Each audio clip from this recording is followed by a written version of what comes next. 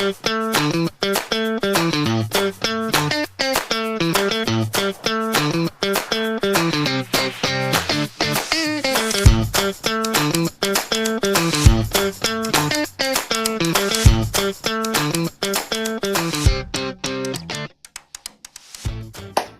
everybody? Welcome back to In the Kitchen with the Plant Based Nutritionista.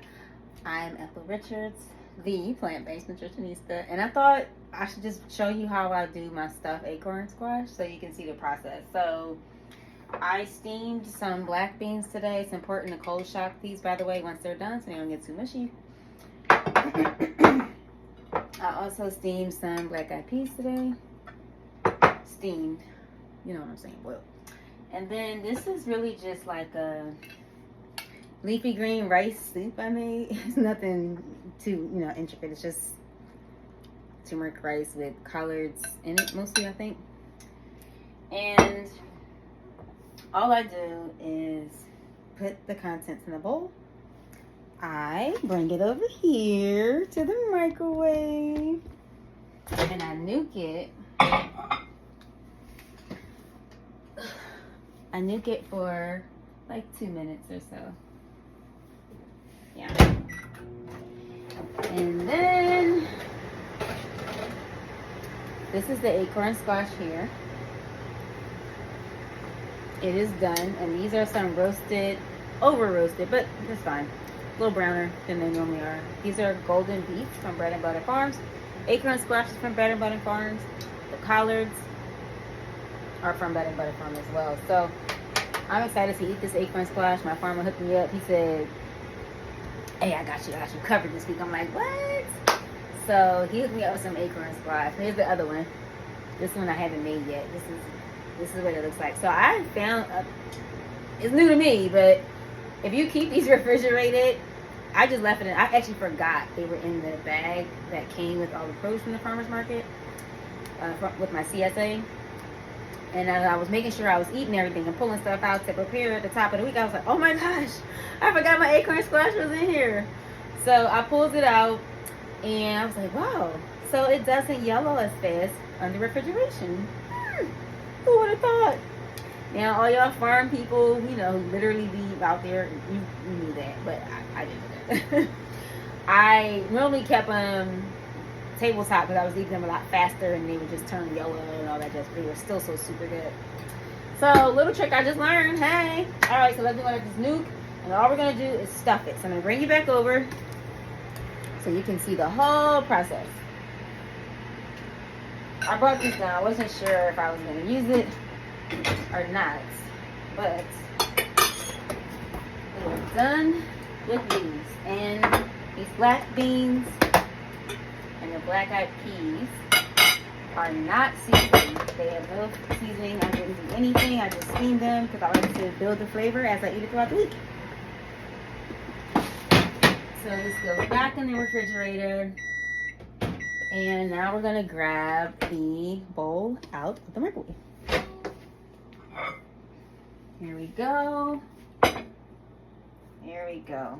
So step one is to plate. I'm gonna bring you back over here, right? This is how we do production at home when it's one person. I'm gonna plate. Can y'all even see? I'm just blocking everything, ain't I? Let's close this. All right, so I'm just simply gonna plate the acorn squash because it's done. I want to keep the. Here we go. Yeah, that's all you gotta do. All right, and I'm gonna go ahead and plate the beets. I actually like leaving the stems on the beets, not the full leaf. I usually blend up the leaves into a smoothie and have it for breakfast. But man, I left these little stems, just a few of the stems on last time. It has such an the flavor was amazing. It was amazing. So here we go. All right. Hopefully I got this set away. Of course not. Here we go. Boom. So couple things. Acorn squash has its own beautiful flavor. So you can do a couple things. You can add in all your stuff and just eat it as is, natural flavors, or you can build the flavor. So I'm going to add a few herbs and spices in here because that's what I like to do. Bread and butter farms and hook me up. I got some fresh dill. Man, it's the first time I've ever had dill this long and it hasn't turned yellow. Let me tell you, they be out there farming for real.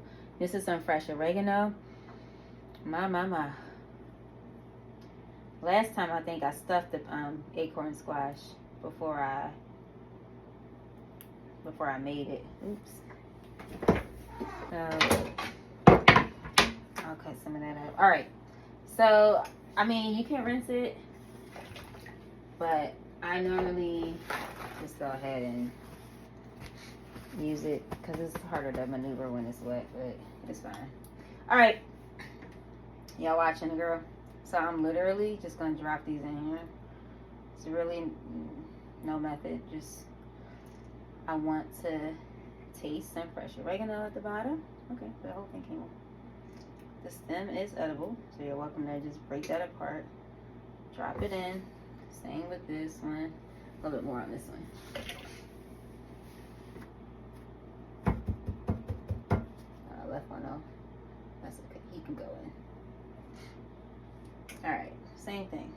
Pop it in. And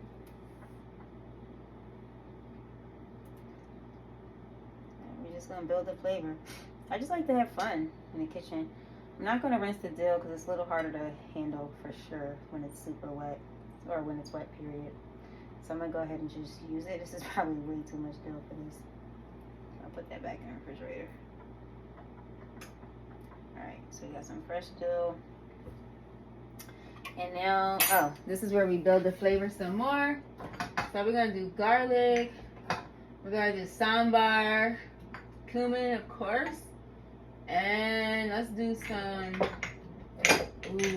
let's do some sumac. Maybe sumac. And we'll take some chipotle. Although I would love to use, I think I moved it around in there too much. I want the smoked paprika actually.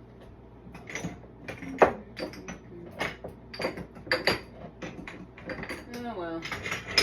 I don't know. There it is. I'm like, I don't know where it is.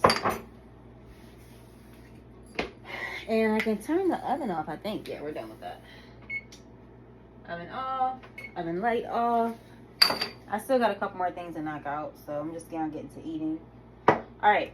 So, smoked paprika, my black pepper. I think I'll just go ahead and do the black pepper first. And you just put as much as you want on it. And I'm gonna add some smoked paprika. This is just how I like to do it. Sometimes the fillers are already seasoned and I just have to add them. So there's nothing I need to do with this. Because let me tell you, this squash by itself is absolutely amazing. But tonight, I'm in the mood for, yes, I don't know, did I use the harissa yet? So this is some harissa. Ooh, see? A little heat. It's really not spicy at all. So I don't know why it says it has heat, but I don't taste it. Chipotle. And some sumac. Oops.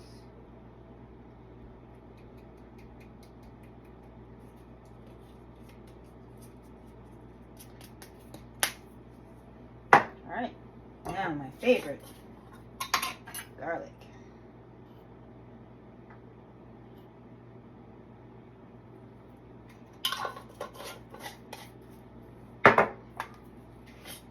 And just a little bit of, this is the sambar curry powder. I don't think it has heat, but it just, I mean, I eat this stuff so much. But, you know, my relatives sometimes say it has a little kick to it. So now this is just where I'm going to do a little bit of everything. So clearly I've heated up way too much, but we're going to stuff it as much as we can. So I'm going to lose some of the shape. But the beauty of it is you stuff it and then you cut into it and it all just spills out. It's wonderful. It's wonderful. All right. There we go.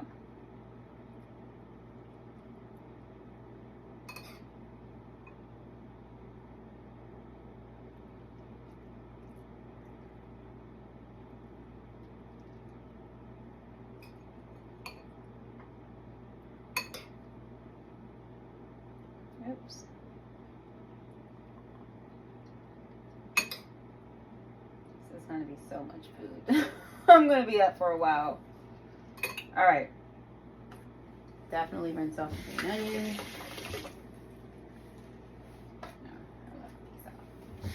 I can tell you all, green onions are so good raw. The flavor is so fragrant. I really enjoy it raw. Alright, so I'm going to just cut up some green onions real quick. It's a little better, right? Just going to cut up some real quick. And I'm just going to pile it on top as a beautiful garnish.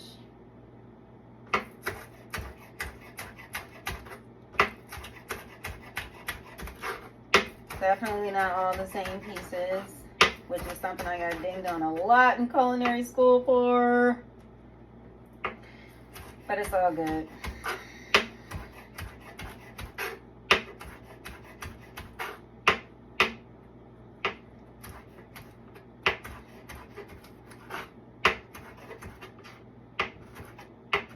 That's part we're not going to use.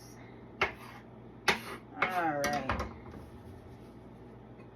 So, I'm just going to scoop some over because, yeah, that knife might be a little harder to get it perfectly laid. So I just have fun decorating my plate with everything. Oops, I'm spilling some, but that's okay. And then I've got a little bit of oregano left. We're just gonna put it on top.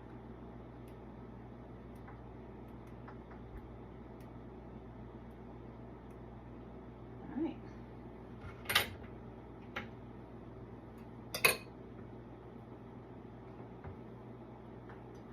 Okay, now hopefully y'all can see that. But here you go. So this is going to be dinner tonight. We will not eat both of the squashes, both halves, but I will eat at least one of the halves. And this part will just get refrigerated unless I want more as I eat it. So it just depends.